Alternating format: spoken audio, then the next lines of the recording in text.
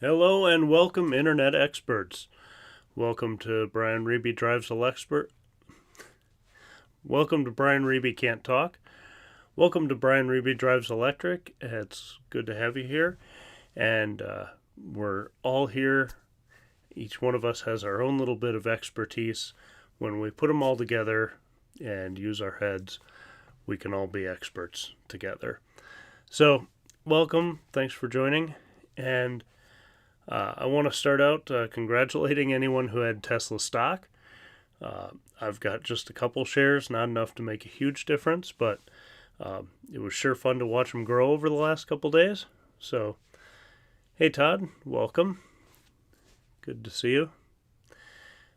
John, how you doing? Congratulations on your 100. Now you can't drive anymore until you get beta. You want a hat? You can have a hat, John. I'll get you a hat.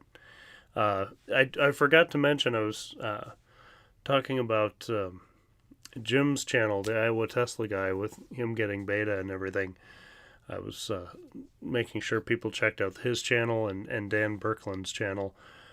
Dan's been posting a lot, almost daily, a new video of him driving around Minneapolis and St. Paul. So that's been fun to see. But then I forgot to also mention that the hat I was wearing, Roland Quake from Chemist American Lifestyle, he made this hat and a few others, so I do have a couple to give away if people are interested. So we can make that happen, John. You can use it while you're testing, and then if you get pulled over, you can take it off and put something else on. How about that? They don't have my name on it, so I guess that's all right. But if anybody has Tesla stock, congratulations. The last few days have been crazy. I don't know. Well, I think part of it's the solid financial results that we heard about on Q2 last Wednesday, or Q3. Today's been a whirlwind, so bear with me if I get stuff like that wrong. And then Monday morning we had the Hertz news that Hertz has ordered 100,000 Model 3s for their fleet. So if you're going somewhere, renting a car, go to Hertz. I would guess they have some of them already. It sounded like they'd be taking delivery over the next 14 months.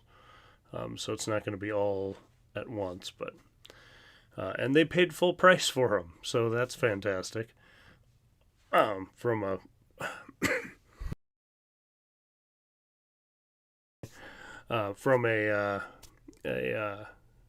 again, Tesla stock point of view. And then this morning it sounded like Uber is going to be kind of partnering with Hertz to have 50,000 of them available for Uber drivers. So that's going to be really interesting how that all works. But the CEO of Hertz, who I think used to be the CEO of Ford, was talking today about, kind of prepping them for EVs, getting good EV fleet knowledge, and then also being set up as things start to go autonomous. So they're apparently a pretty good believer in Elon's vision and the path Tesla's taking. So that's exciting, and it was cool that Hertz put out. I've seen them now several places, ads with Tom Brady starring in them as at one point he's getting a rental car, a Model 3. Another one, he just basically swears at the camera and they bleep it out, but you know what he's saying. And the other one is all the Model 3s are parked in line, and then Tom is in the middle, where in a car space in a like recliner with the Tesla plug.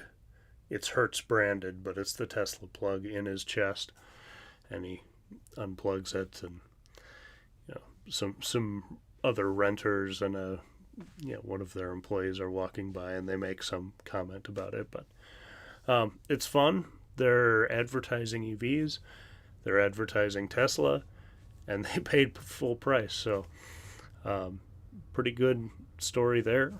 That's exciting to see.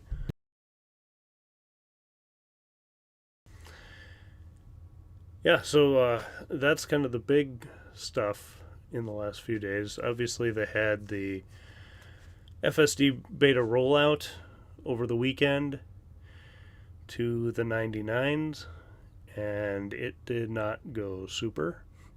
There was a flaw they didn't catch because basically the car has to go to sleep, and their fleet is always testing so they don't go to sleep. And so that was interacting with Sentry mode or something. I don't know. It was causing a lot of problems, unfortunately. And so they pulled the beta back. 10.3? Yeah, 10.3. They pulled it back.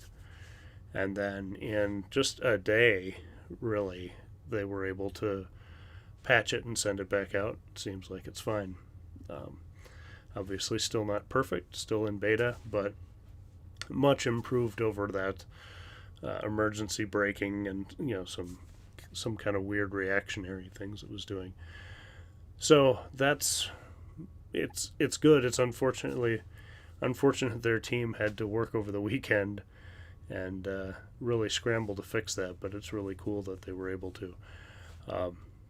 On one hand, that's fantastic, and it's great that they can pull things back when they need. On the other hand, it concerns me a little bit from a regulatory standpoint if regulators feel that that should be done a different way. It could send up some red flags and stall things out. So I'm really hoping that's not the case, because it's according to Elon on Twitter today, it sounds like people with a 98 score, which is me, will be getting beta starting to roll out next Friday. And one of the things that apparently came through in this tweet thread, I didn't see it all firsthand, but was that they were saying that Elon was saying that they'll prep it as normal, it'll go through their normal QA, and then have another day of delay as they're testing, just to make sure they can catch anything like that internally in the future, which is great. And then roll it out to people, and then instead of sending out in huge waves, send it out to, I think it was like 1,000 people an hour or something like that, where in the course of a couple days, like all the 98s would have it. But if if things start going out and they catch a bug, it's not, oh man, we got to pull this from the whole fleet. So I'm still working up toward 99. I know John just got 100 today, so congratulations. And I was really hoping to get to 99 today, and I got a forward collision warning. So that's kept me down at 98. I may have needed more than that, but I thought I was going to have some really good drives today. It seems like every time I go out specifically to put miles on that are good quality, 100% miles, that's when the weird stuff happens to me. Excuse me. And,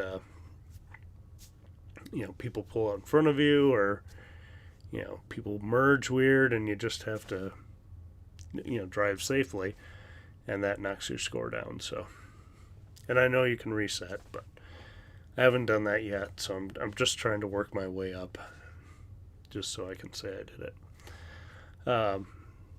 Yeah, so that's been going on.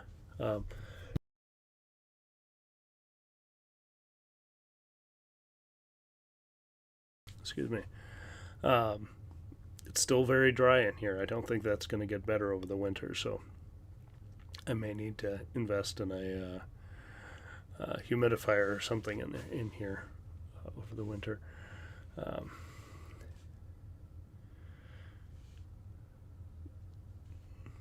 Hey, there's Roland there. Hey, hey, hey. We were just talking about you. I hope your ears weren't ringing. I was telling them that you made the hat, and yeah, we've got some to give away, so that's fantastic. Thank you very much. And yeah, check out the Chemist American Lifestyle channel. There's some really cute daughter stuff, and some good EV fun stuff in there too. And you guys go to a lot of car shows and do a lot of cool stuff too, so that's always fun. I have no idea what they're getting for the Tesla rentals. If it's 200 or 300 a day. I don't know. That'll be interesting to see as people start actually renting them from there. More coming. He's making more hats. He's on the move. He's hustling. So, fantastic. Other interesting stuff that's been going on. GM's Mary Barrow was talking this morning about how she expects that GM will surpass Tesla in EV sales by 2025. That's one of those that it's probably not realistic, especially since they have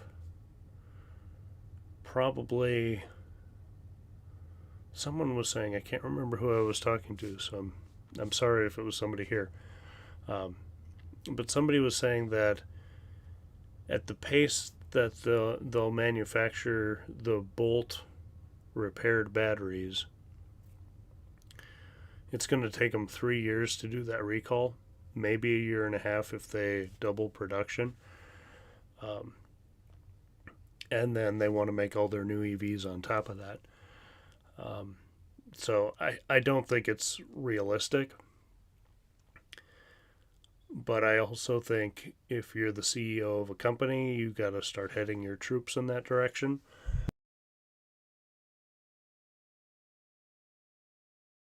And if you don't make a bold statement like that and set a bold target, you're going to be left behind, and maybe left behind with investors, and make that change harder. Now, the question that gets brought up is if she's saying this in context of their earnings information, their share price information on CNBC, is it, is it disingenuous and misleading to shareholders to state something that is not going to happen? But maybe she believes it will. It's kind of a tough thing with forward-looking statements and ambitions. We know Elon's got a lot of ambitions, and sometimes the timelines don't work out like he thinks either. So we'll have to see. Maybe they've got big plans ramping up that we don't know about. We'll just kind of have to wait and see. But these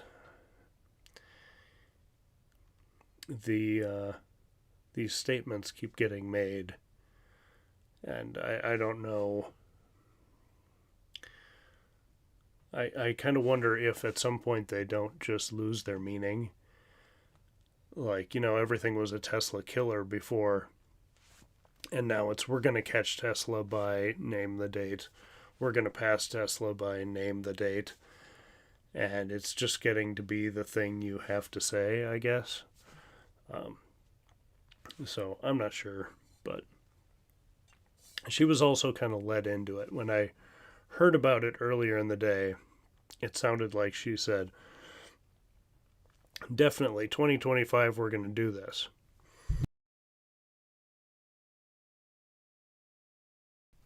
in reality, the host kind of said, people are talking about, you guys can do this by 2025. What do you think about that? And her comments were in answer to that, but a little more general than the responses I saw on Twitter led me to believe earlier in the day. So it's not that she didn't say it, but she didn't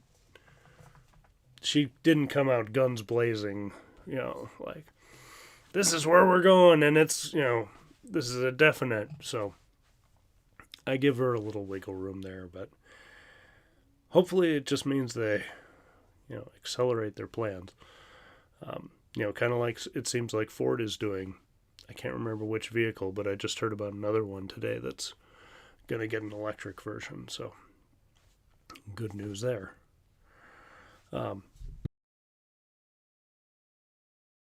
Sorry about that. And speaking of other manufacturers, Lucid and Rivian seem to be at a pretty slow start. They've been getting a lot of flack for that, but I also kind of understand, Elon's thing of the prototypes are easy, production is hard. Now they're getting into the production part of it, and it took Tesla a long time to ramp. It took the Model 3 a long time to ramp, even the refresh Model S and X. Some of that might be parts, but still.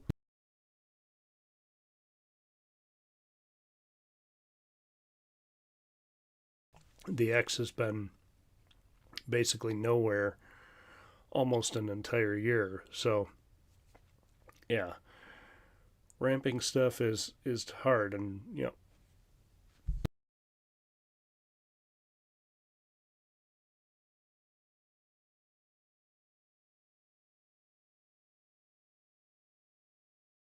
excuse me, I'm sorry. That's got to be super annoying, but I need little intermission music when that happens. But I think they both have tons of funding. They'll get it squared away. They'll start producing them. It'll be fine. So people are just going to be a little frustrated while they wait, but people were for Teslas, still are for Teslas. So, that's just kind of how the EV game seems to be going. I talked about my friend ordering a Mach-E, and its delivery date is May. So, we'll just see. Let's see. Those are kind of the big... I don't have much today. Those are kind of the big things. More and more people are testing out FSD beta. I've got my very special episode of Brian Reeby Drives Electric coming out on Sunday. It's not that long, but it's a little more personal, and there's some archival footage from back when I was thin, so you'll want to catch that. But as it's rolling out, there's a lot of... There's a big Twitter thread going on yesterday about people, saying the average person shouldn't be testing this or shouldn't be helping train this. The average person isn't qualified. They should have years of driver's training and instruction on this software and all that.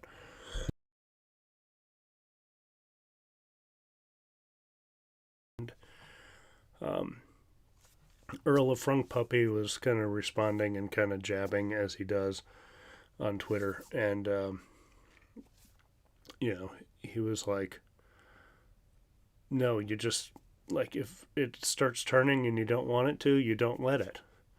If it's going too fast or going the wrong place, you hit the brake.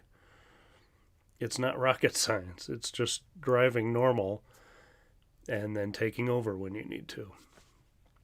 And I think there's a little bit of reviewer... I may have talked about this before. I apologize if I have, but it seems to be resurging again, this kind of reviewer arrogance, this professional driver arrogance, that if I don't have it, it's not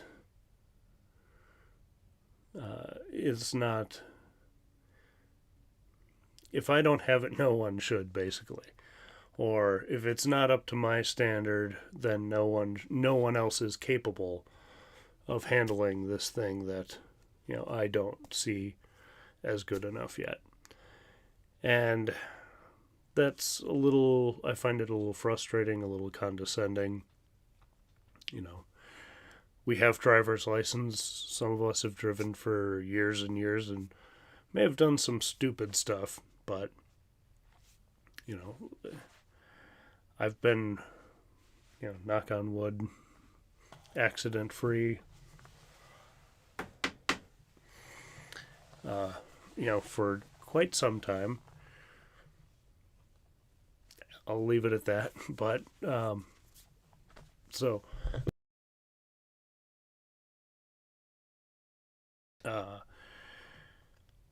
yeah, I get a little frustrated when, especially people who are professional drivers and they're testing it, and it does the wrong thing, and they're like, "Whoa, this is so unsafe." It's like, yeah, that's why you sign all the, check all the boxes saying I'm going to take care of this. I'm going to pay attention, and eventually it will get better. So, that's kind of why I wanted to get that this episode I've got coming out on Sunday out. But it's about an accident I was in, and it's going to be a little bit of some different instances where lives could have been changed if people had had this technology at different times. So, yeah, the other part I wanted to tag on to that is Blue Cruise is starting to roll out, and I think they were both Blue Cruise. I saw a couple videos recently about Blue Cruise and how good it's getting, or the new update to Blue Cruise, and that's great. It's another one of those systems that will probably save a lot of lives, so I'm all for it.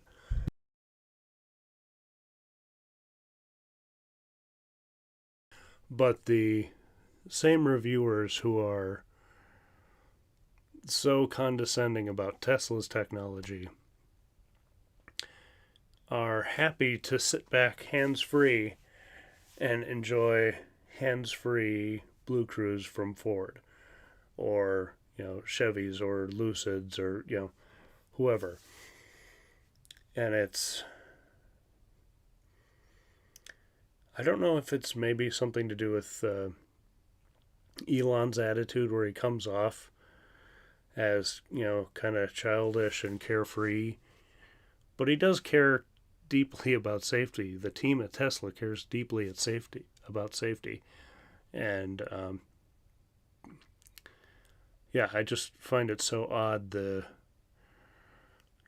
people who are so critical of autopilot, which is fine, but then we'll get into the Ford and go, yeah, this is magical, it just works, and not have a care in the world. That seems,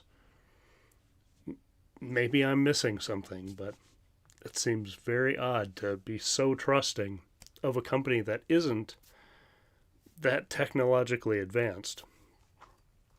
If you've seen their interface and everything, it's fine, but that kind of thing just boggles my mind. But I'll get off that soapbox. Watch Sunday's episode. You'll have a little deeper understanding of what I'm talking about. It's not that long, but like I said, it's a little more personal.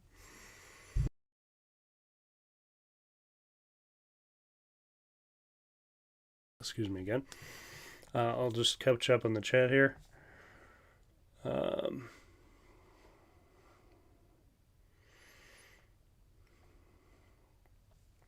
I don't know if they're going to roll out more this Friday or next. It sounded like the 98s would be next Friday, not this coming.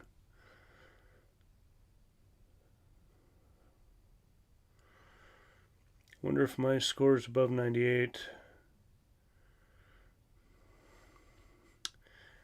Yeah, I don't know. John and I were texting earlier, but it seemed like people, when they hit 100 in that first week or so, once they hit 100, it was like that night or the next day, they got the email saying they could join. And then I don't know if after the snafu, kind of with the beta rollout in over the last weekend, if they've maybe held that on, and then it's like, okay, we're going to give this build 2 weeks, and then anybody above 98 will start rolling them in, or if 100s will continue to get it. It would be cool if they could, keep growing it through time. But I'd also understand if they had gotten a little hesitant, a little gun shy after the having to pull that version.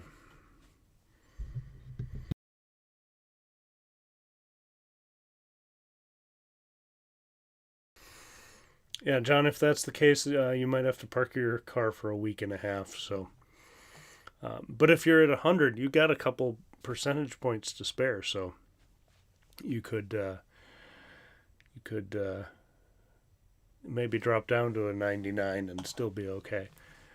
But hopefully you'll get it sooner. We'll see.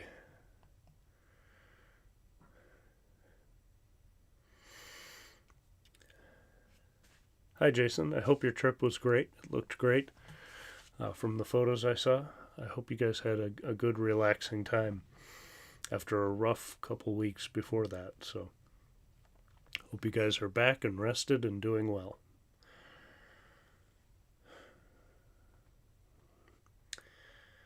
I just can't drive clean enough to get beta.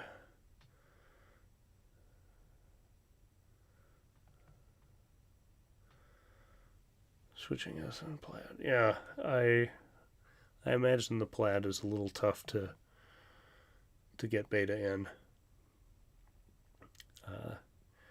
I was driving with a friend today who hadn't been in the Model Y before, and it was really hard to try to keep a good score because luckily acceleration doesn't ding you, but I kind of wanted to put it through some corners and really drive aggressively, or let him drive. I really wanted to let him drive, but he is not.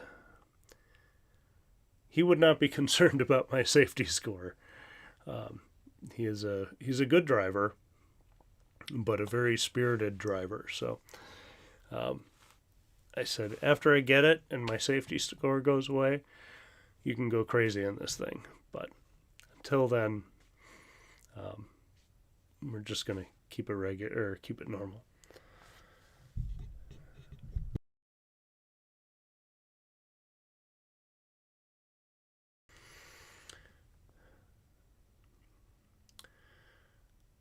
Yoke and regular steering wheel. Are you switching from the yoke to a regular steering wheel?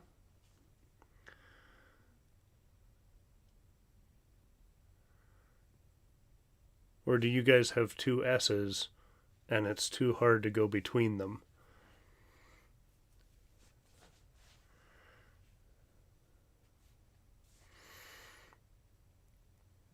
How are they revoking beta? Well, over the weekend, I think they sent out an update to the people who got 10.3 to send them back to 10.2. And I don't know if it worked for everybody, but then they sent out 10.3. If you're talking about how were they revoking it from people abusing it, someone late last week or early this week shared a email they had gotten from Tesla saying, because now they're, using the internal camera, um, basically saying you got 2 strikes on a drive for using their phone or not paying attention. I can't remember what the exact specifics were, but basically they said this is your only warning. So if you do it again, you're out of the program, which I think is good, because there's so much pressure from media, and I'm sure regulators too, that this be safe, that they have to have a really short leash on it for now. So hopefully people are responsible.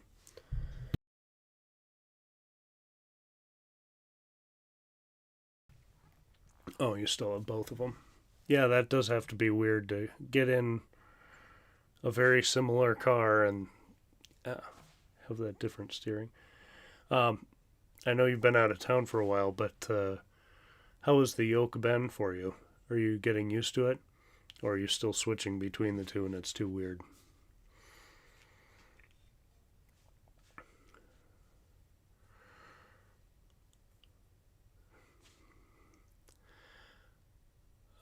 Let's see. Oh, the other thing, St. Peter, Minnesota, for those of you in Minnesota and who care about what's going on in southern Minnesota. The St. Peter Supercharger, as of yesterday, well, let's see, as of Monday night, the fence was up and the porta potty was still there. Then on Tuesday morning, or around noonish, the porta potty was gone, but the fence was still up. Today the fence is down, but there's no power to the units yet. So there are a handful of people who are keeping a very close eye on that, and hopefully that's open soon.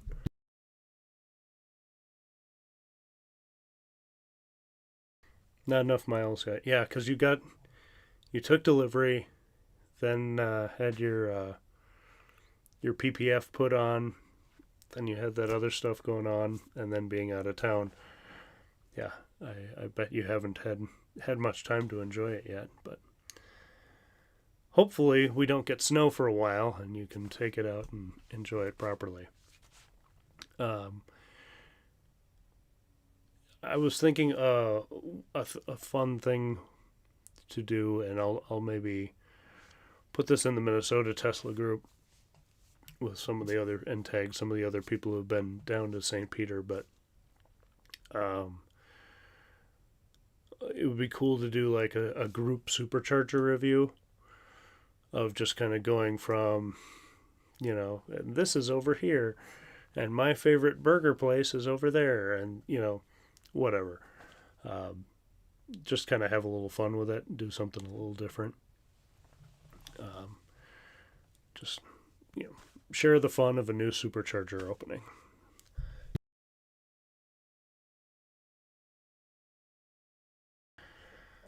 Ooh, yeah, St. Peter will rock for Sound of Silence. That'll give a lot of people, an extra choice. Kind of like when Wall opened up, it made South Dakota so much easier, just because you could play it a little differently. Yeah, so St. Peter should be soon. I don't know if it'll be this week, but it looks like everything's ready. Maybe they just need an inspection or something before they flip the switch, but it'll be cool when that happens.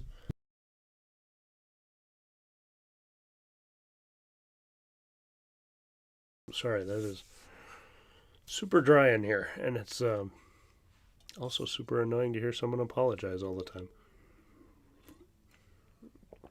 So I'm sorry I apologize too much.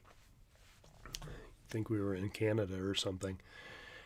So speaking of that area of Minnesota, in a few weeks, I'm going to be on the 5 Count radio show. It's a KMSU public radio show that's it's kind of like an audio Wayne's World, I like to think of it.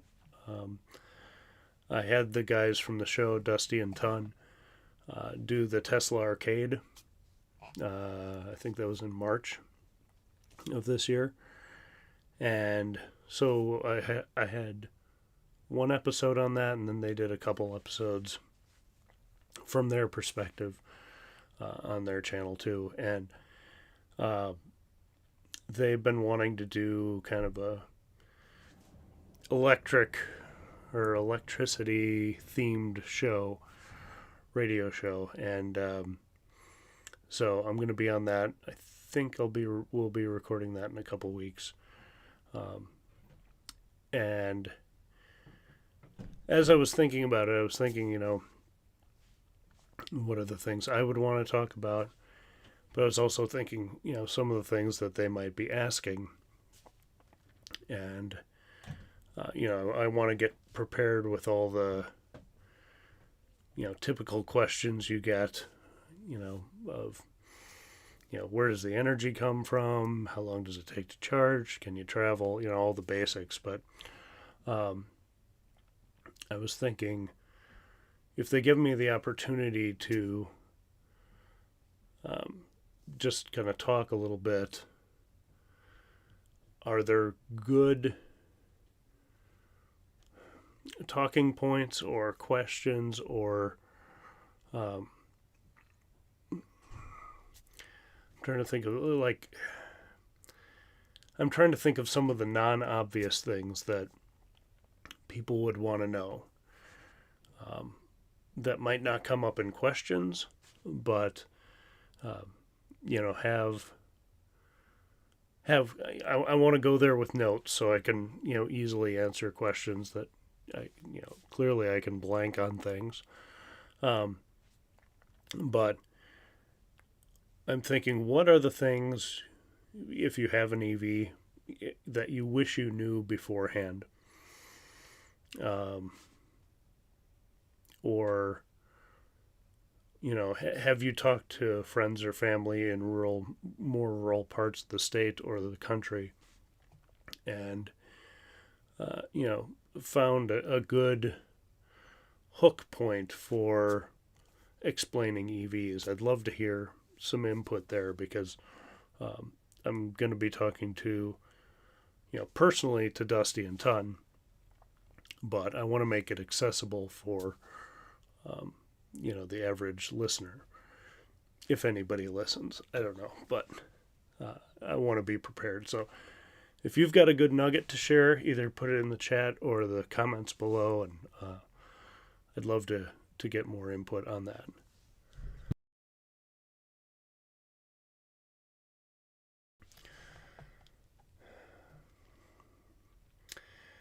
Yeah, how about the people that say electric cars will take down the electricity grid? I hear this a lot, yeah.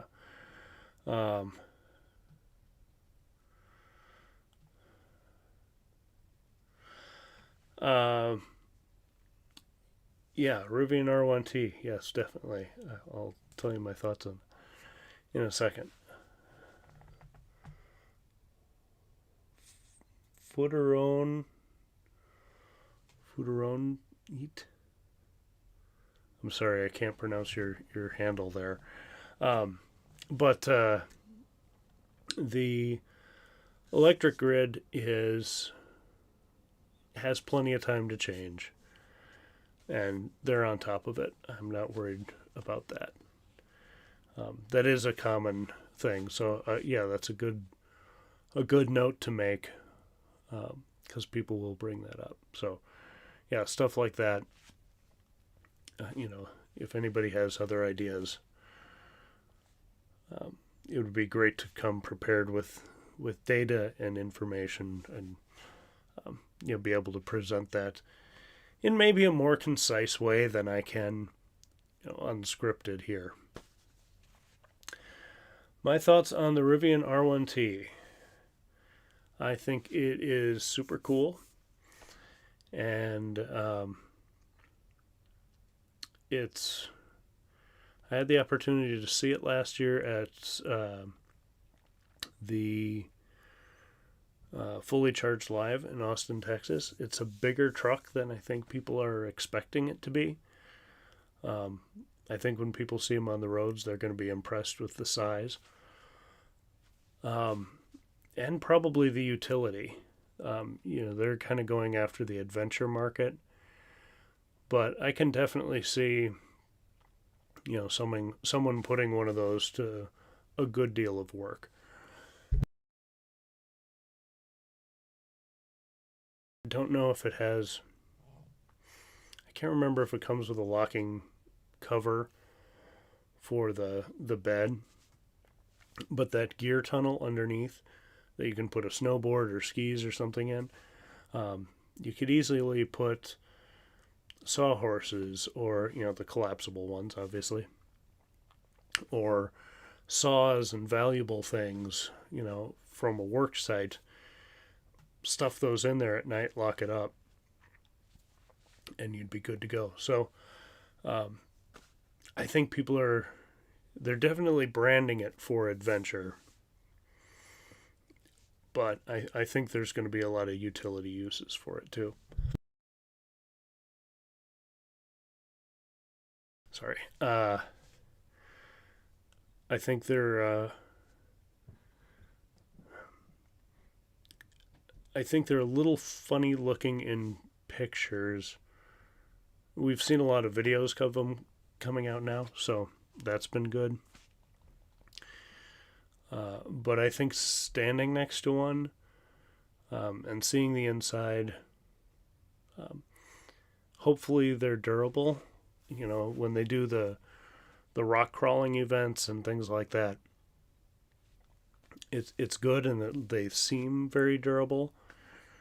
But they're also on a route that they chose, so we'll kind of have to wait for real users to 6 months, 10 months, 2 years down the line. How are they holding up will be the big question. But my initial impressions are it's gonna sell like crazy, and for people who maybe want the Tesla vibe but don't want the Cybertruck looks, and don't want to go with a Ford or GM EV truck, the Rivian, I think, is going to be a great option. So it's my 2 cents, but I haven't driven one. Just stood near one and walked around it and checked it out. It seems really well thought out, so we'll see how the production ones hold up and how they work.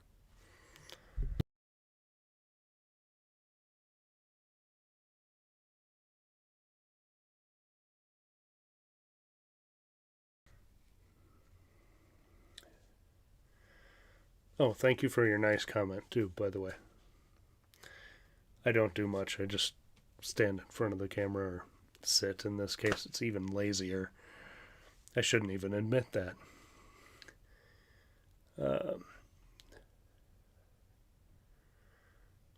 Yeah, EVs are kid magnets, definitely. Does the price increase? Would that make the older S's increase in value? Probably. Well, really, right now, I think any Tesla is probably at a premium for sales. I can't remember. Does your older S have AP1? If it's pre-autopilot of any kind, it might be a harder sell. If it has AP1 and someone's getting into their first Tesla, I would think that would still hold a decent value. I really enjoyed my car with AP1. I just wanted the new updates and all the the extra space, all the things the Y gives. So not ready to order one yet. Yeah, but the longer the Cybertruck takes, yeah. I don't know if you were here earlier, but the Rivian production is getting a really slow start, which I think is okay. They're new at this, and I'm sure they want to have quality coming off the line, and it's going to take them a while to spin up, but I think they've probably got a pretty long reservation line too. Maybe not Cybertruck long, probably not Cybertruck long, but I don't know what their reservation cost is. But if you're on the fence about it, it might be good to get in line sooner rather than later if it's a refundable deposit and you have the money to do that. And then, as your reservation number starts getting closer, you can make that choice depending on where the other trucks in time are.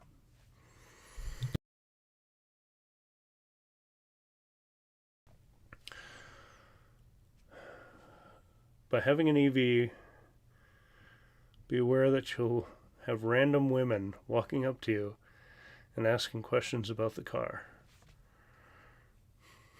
I don't see a downside there. It's better than the people, well, usually better than some of the random women who walk up to truck drivers. But I digress. Yes, AP1. Okay. Yeah, I would think that would still have a pretty good value. If you're thinking of trading it in or selling it, probably now while the chip shortage is still in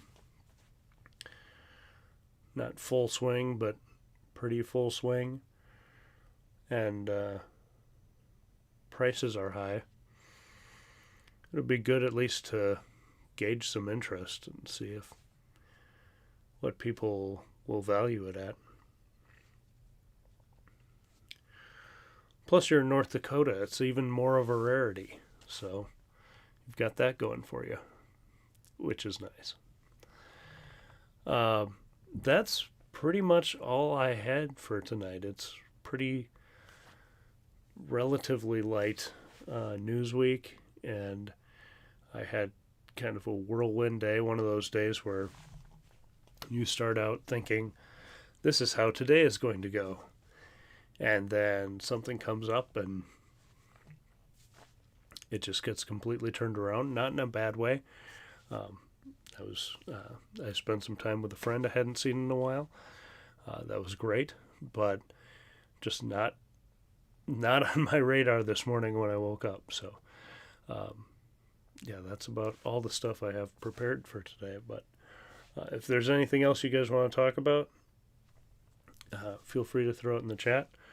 I'll take a drink of water while I wait.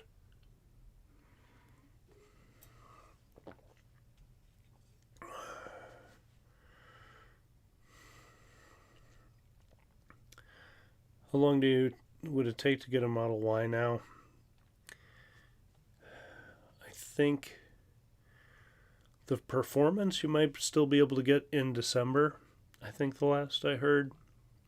But a long-range Model Y might be middle of next year, depending on the build. Yeah, May.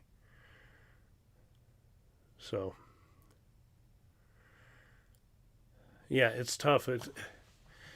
Especially when you're trying to convince people to switch to EVs, and they're like, all right, I'm ready to do it. When can I get one? May, September, who knows?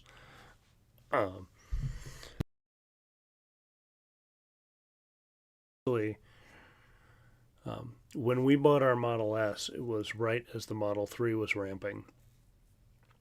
And it was kind of nice to not have the uncertainty of when is a Model 3 going to be available.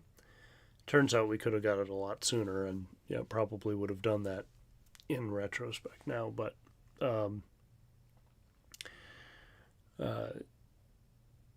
and then when we got the Model Y, it was when the Model Y ramped, but after most of the initial orders had taken delivery, and before kind of this big push that's come since then. So again, we were able to get a Model Y pretty quickly.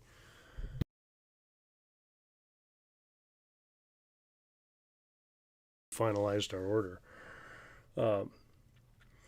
I do wonder to some degree if some of the pushing out of the timeline is a buffer for Austin, with them not sure how quickly that's going to spin up.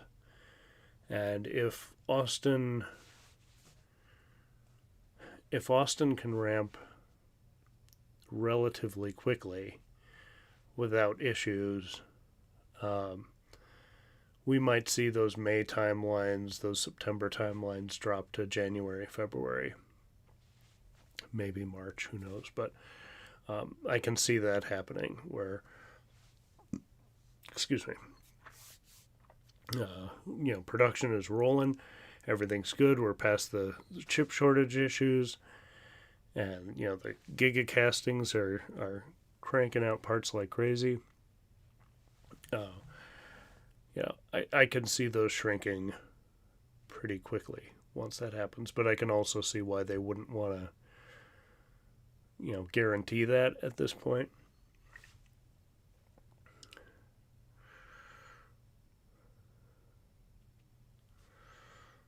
Hey, everybody, go over to John's house for the weekend. He's got free charging from Excel.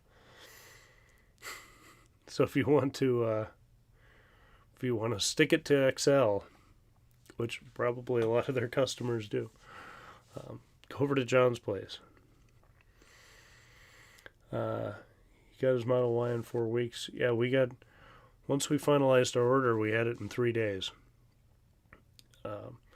We changed from a rear-wheel drive to an all-wheel drive, and once that order change was finalized, they said, "Oh, we've got one of those on the lot. Do you want it?" And I said, "Well, I'll have to get some money first." So got that all sorted out the next day.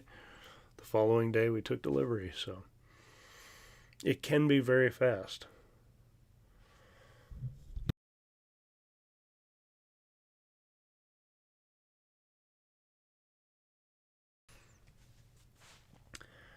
If you can go live on YouTube here, how come I can't go YouTube live at an event? Because I don't have 1,000 subscribers yet. And there are certain things that unlock at different levels. Actually, yeah, I think that's still 1,000. There's talk of them lowering that limit where I could go live from mobile. But right now I'd have to bring a laptop set up and everything to go live at an event. So I did think, well, and maybe this is possible, we could do a live show from the St. Peter Supercharger. That might be just dumb enough that it would be worth it. Just fun, stupid. That'd be worth bringing the laptop down and just get like a hotspot and do a live show from down there. I'll keep thinking about it because I'll just stare into the camera with the gears turning, the gerbils running around. But that would be fun if we can make that happen and the weather's nice. If the weather's not nice, it will not be fun. Funny, but not fun. Let's see. John's got the AT&T hotspot, unlimited. So we can maybe make that happen. We'll see. It would be fun. It's in a parking lot of a small Hy-Vee. It would be cool if we could get them to participate somehow. Not necessarily sponsor it, but maybe have, I don't know, it gets dark so early now. And if we do it during the day, a lot of people are working. Anyway, I'll think about that. If you guys have suggestions on something like that we could do, I do have a little pop-up tent we could bring down there. Just be ridiculous. And I'm sure we'd get all sorts of people driving by in the big trucks, rolling coal or, revving their engines or whatever. So we could have a little fun with that. But, yeah, that'd be pretty cool. Cool is a relative word. I realize as I said that. Cool as in fun, not cool as in cool.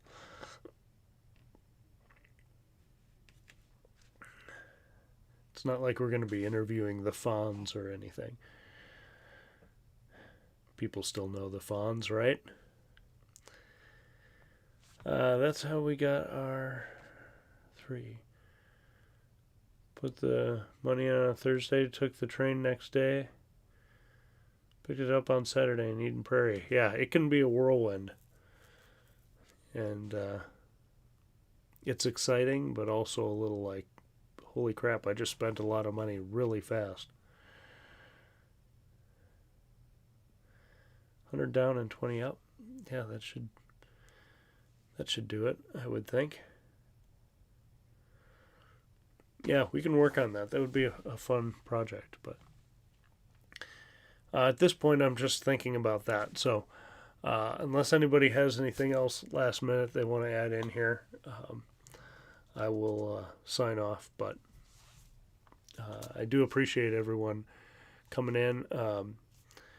Look for that video on Sunday. Should roll out 9:30 Sunday morning. It's not even quite 10. I don't think it's even 10 minutes long. But just a little different perspective on full self-driving and the rollout and how we value safety and the repercussions. Sorry, I just saw John's comment of "a" from the Fonz. But anyway, that's Sunday, and then more exciting stuff, and maybe a St. Peter live stream next week. We'll see. I will keep people posted on social media, and now I do have the ability to do a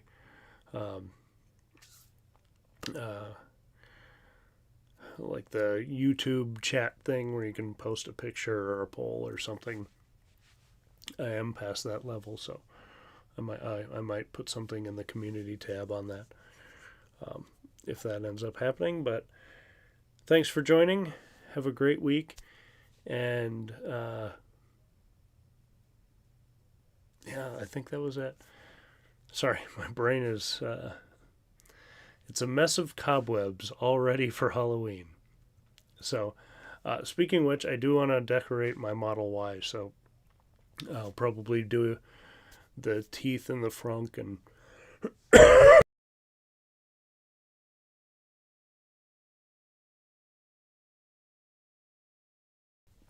then I'll sit out there and cough to scare the children. I'm gonna do the teeth in the under the frunk, and then maybe put candy out there. Then I don't know, maybe do some cool lighting or something. Make it kind of fun and spooky, and we'll see. Again, I'll post pictures if I do anything. If you guys do stuff like that, I'd love to see pictures on social media of what you guys have planned for Halloween. So have a great day. Have a great week. Thanks for watching, and I'll catch you in the next one. Thanks.